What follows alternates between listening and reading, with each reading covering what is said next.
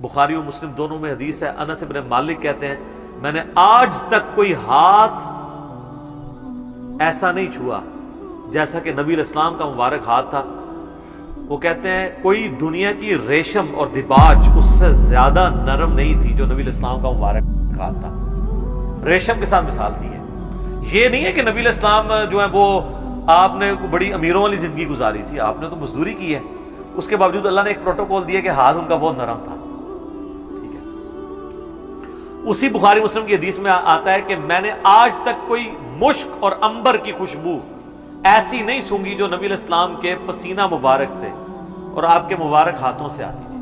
مسلم شریف میں حدیث ہے، ایک صحابی کہتے ہیں میں چھوٹی عمر کا تھا تو حضور نے ایک دفعہ میرے اپنا ہاتھ مبارک میرے سر پہ پھیرا، تو کہتے ہیں مجھے لگتا ہے کہ آپ علیہ السلام نے ہاتھ مبارک کسی عطر دان سے نکال کے میرے سر پہ پھیرا ہے، اتنا خوشبودار تھا۔ تو آپ علیہ السلام کے پسینے سے خوشبو آتی تھی۔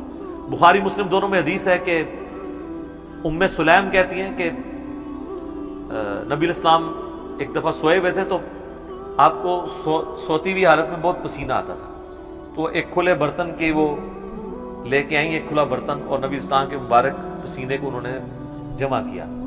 حضور کی آنکھ کھل گئی، آپ فرمائے یہ کیا؟ ان کا جی اس طرح آپ کا پسینہ انتہائی خوشبودار ہے، ہم اس کو خوشبو کے طور پہ اپنی خوشبو میں ملا کے استعمال کرتے ہیں، اپنی خوشبو میں بھی خوشبو کرنے کے لیے۔ ٹھیک ہے، اور مسلم شریف کی ایک حدیث میں ہے کہ ایک عورت آئی کہ میری بچی کی شادی ہے تو میں آپ کا پسینہ لینے کے لیے آئی، ٹھیک ہے، خوشبو کے طور پہ۔ اچھا، وہ بخاری مسلم کی اس حدیث میں ام سلیم نے جب یہ جواب دیا تو حضور نے فرمایا تم نے اچھا کام کیا، یعنی آپ نے اس کی تعریف کی، پسینہ مبارک آپ کی تو ہر چیز ہی جناب کمال ہے، تو کس کس بات کا ذکر کیا جائے؟ میں گھنٹوں اس پہ فی الودی کئی احادیث بیان کر سکتا ہوں آپ کے تبرکات کے اوپر۔ صحیح مسلم میں حدیث ہے نبی علیہ السلام فجر کے بعد سخت سردیوں میں بھی جب نکلتے تو مدینے کے لوگوں نے اپنے غلام باہر کھڑے کیے ہوتے، برتن اٹھا کے آپ علیہ السلام ایک ایک برتن میں اپنا ہاتھ ڈالتے جاتے تھے برکت کے لیے۔ بخاری مسلم میں کتنی حدیثیں ہیں کہ نبی علیہ السلام وضو کر کے جب فارغ ہوتے تھے تو صحابہ کرام آپ کے وضو کا پانی اپنے چہرے پہ ملتے تھے۔ وہ ایک تشت میں آپ کو وضو کروایا جاتا تھا نا ایک برتن کے اندر، تو اس سے، اور جس کو نہیں ملتا تھا وہ دوسرے سے لے کے مال لیتا تھا برکت کے لیے۔ ظاہر ہے وہ تو برکت ہی ہے، یہ تو چھوڑ دیں تھوک مبارک کی کیا برکت ہے۔ بخاری مسلم دونوں میں حضرت علی کو اشوب چشم تھا غزوہ خیبر کے موقع پر، حضور نے جب بلایا تو ان کی تو آنکھیں بھی نہیں کھل رہی تھی، تو آپ نے مبارک لعاب لگایا تو شفا ہوگی۔ اشوب چشم ایک وائرل ڈیزیز ہے سر، میں اس کو بھگت رہا ہوں، 2016 میں بھی تھی، آج 2020 ہو گئے، میری آنکھیں دوبارہ ریکور نہیں اس طرح ہو سکی، تو ایک لمحے میں جناب اشوب چشم ختم ہو جائے، کیا ہی بات ہے۔ پھر آپ نے مبارک ہاتھوں سے زیرہ باندھ کے تو خیبر کے لیے روانہ کیا، تو آپ کی مبارک تھوک کی برکت۔ اس طرح بخاری مسلم میں کئی احادیث ہیں کہ آپ نے اپنا لعاب دہن کسی کنویں میں ڈالا ہے، پانی اوپر آ گیا، کھانے میں ڈالا ہے، کھانا 10 بندوں کا تھا 300 بندوں نے کھا لیا ہے اور اتنے کا اتنا ہے، کام ہی نہیں ہو رہا، تھوک مبارک کی برکت، ہاتھ مبارک کی برکت۔ بخاری مسلم میں آتا ہے کہ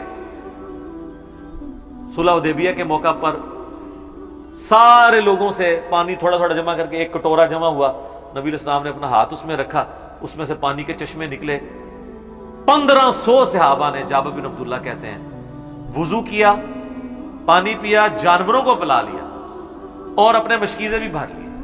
تو تابعی کہتے ہیں کہ وہ پانی کتنا تھا؟ انہوں نے کہا وہ دیکھنے کو تو ایک کٹورا تھا لیکن حضور کی انگلیوں سے جو چشمے نکل رہے تھے نا وہ پانی اتنا زیادہ تھا کہ 1,00,000 بھی ہم ہوتے نا وہ پانی 1,00,000 کو بھی کفایت کرتا تھا۔ تو آپ کے مبارک ہاتھوں کی برکت تھی۔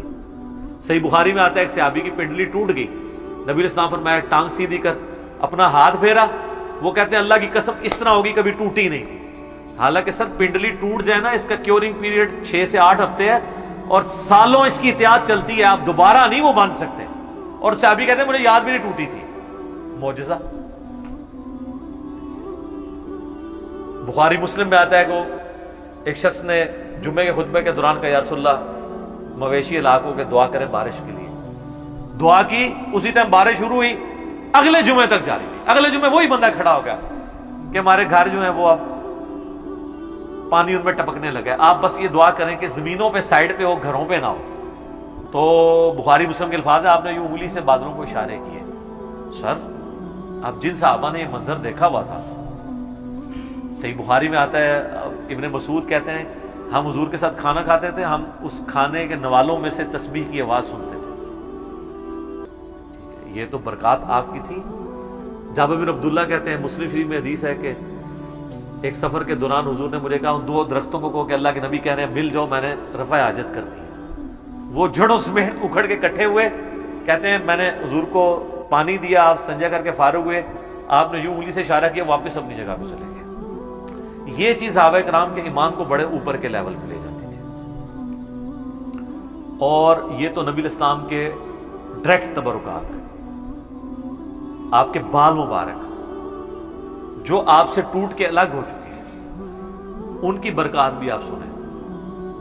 صحیح بخاری میں آتا ہے کہ ام سلمہ نے حضور کے چند بال نکالے ایک ڈبیا میں سے، صحابہ ملاقات کے لیے گئے ام المومنین سے، ان کا یہ حضور کے بال ہیں، اور جب بھی کوئی بیمار ہوتا ہے تو محلے میں سے مجھے پانی کا برتن بھیج دیتا ہے، ہم اس میں گھول کے دیتے ہیں، شفا ہو جاتی ہے حضور کی وفات کے بعد۔ اور بال مبارک تو پھر بھی جسم کا حصہ ہے، کرتا مبارک تو جسم کا حصہ بھی نہیں ہے، یہ تو الگ سے ایک چیز ہے نا۔ صحیح مسلم میں ہے کہ سروانی تیالسی جبہ اسما بنت ابی بکر نے حضرت عائشہ کی بڑی بہن نے نکالا اور کہا یہ رسول اللہ کا کرتا ہے، جس کے اوپر یہاں پہ گوٹ بھی لگی ہوئی تھی، کالے کلر کا تھا، بائی چانس آج میں نے بھی کالا کپڑے پہنے، یہ سنت ہے۔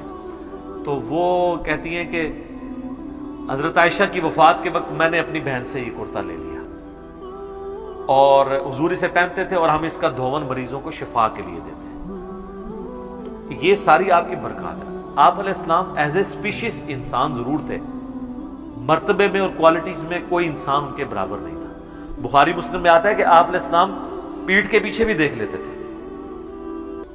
آپ نے فرمایا، بخاری مسلم کے الفاظ ہے کہ اپنی صفیں سیدھی رکھا کرو اور نماز خشوع و خضوع سے پڑھا کرو، اللہ کی قسم میں اپنے پیٹھ کے پیچھے سے بھی تمہیں دیکھ رہا ہوتا ہوں۔ یعنی حضور علیہ السلام کو پیچھے بھی نظر آتا تھا آنکھ کے بغیر۔ یہ معجزہ ہے، یہ اللہ نے آپ کی اسپیشل پروٹیکشن کی ہوئی تھی، آپ پہ وہ پیچھے سے بھی حملہ نہیں کر سکتا تھا، آپ ہر طرف 360 ڈگری کا آپ کو ویژن ہر وقت نظر آتا تھا، یہ آپ کا معجزہ تھا۔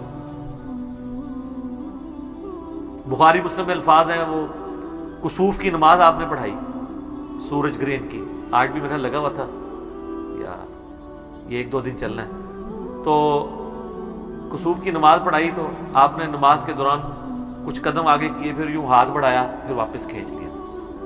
صحابہ نے کہا یا رسول آج آپ کو ایک عمل ایسا کرتے دیکھیں جو پہلے نہیں کرتے دیکھا۔ آپ فرمایا کہ میں نے جب نگاہ اٹھائی تو میں نے جنت دیکھ لی، جنت 7 آسمانوں کے اوپر، اور اس میں میں نے انگوروں کا ایک گوشہ دیکھا، میں نے ارادہ کیا تمہارے لیے توڑ لوں، پھر تم کھاتے ہی رہتے، کیونکہ جنت کو فنا نہیں ہے، وہ اگر گوشہ نیچے آ جاتا نا اسی بھی کھا رہے ہوتے۔ جی جنت کو موت نہیں ہے، جنت میں آپ جب کھائیں گے، کھا کے فارغ ہوں گے، پھر وہاں ایک گوشہ اور لگ جائے گا۔